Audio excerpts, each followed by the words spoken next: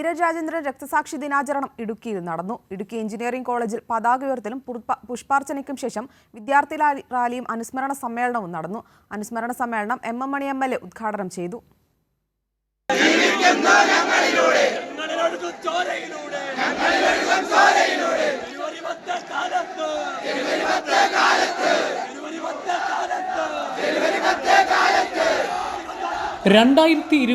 ജനുവരി 10 Idukki engineering കോളേജിലെ SFI unit committee അംഗമായിരുന്ന Dheeraj രാജേന്ദ്രനെ KSU youth Congress പ്രവർത്തകർ കുത്തിക്കൊലപ്പെടുത്തിയത്.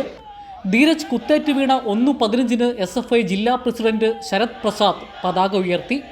SFI അഖിലേന്ത്യാ joint secretary Adarsh M Saji SFI പ്രവർത്തകരെ അഭിവാദ്യം ചെയ്ത് സംസാരിച്ചു.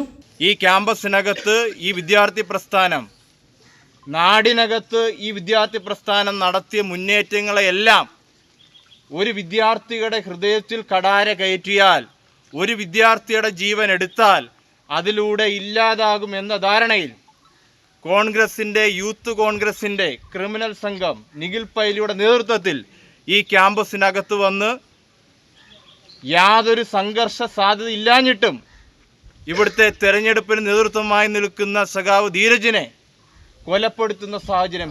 ധീരജ് കുത്തേറ്റ് വീണ സ്ഥലത്തെ രക്തസാക്ഷി മണ്ഡപത്തിൽ വിദ്യാർത്ഥികൾ പുഷ്പാർച്ചന നടത്തി. 5 മണിയോടുകൂടി പൊതുപ്രകടനം ആരംഭിച്ചു. തുടർന്ന് നടന്ന അനുസ്മരണ സമ്മേളനം ഉടുമ്പൻചോല MLA MM മണി ഉദ്ഘാടനം ചെയ്തു.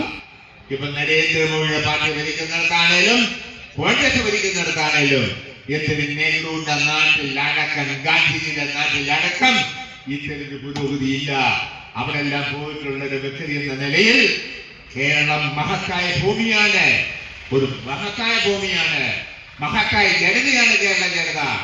അതിന്റെ പുരോഗതി ആ ജനത എന്നും കാണിച്ചിട്ടുണ്ട് എന്ന കാര്യം ഞാൻ ഈ സന്ദർഭത്തിൽ ഓർമ്മപ്പെടുത്തുവാൻ ആഗ്രഹിക്കുന്നു. SFI അഖിലേന്ത്യാ joint secretary Adarsh M Saji അനുസ്മരണ പ്രഭാഷണം നടത്തി. ടോണി കുര്യാക്കോസ്, ലിനു ജോസ്, സഞ്ജീവ് സഹദേവൻ, ജിനിഷ രാജൻ എന്നിവർ നേതൃത്വം നൽകി. കൈരളി ന്യൂസ്, ഇടുക്കി.